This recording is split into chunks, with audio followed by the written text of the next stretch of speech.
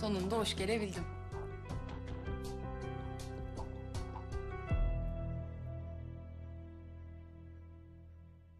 Satmayacaksın yani. Hayır, satmayacağım. Yani benden öyle kolay kolay kurtulamayacaksın. O kadar kolay kurtulacağım ki. Sen bile şaşıracaksın.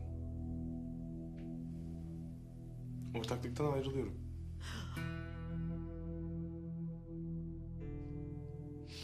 Sıkıldın mı engelmeden?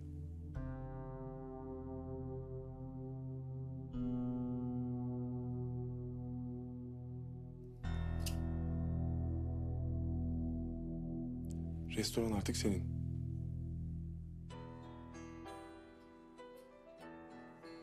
İstediğini yap.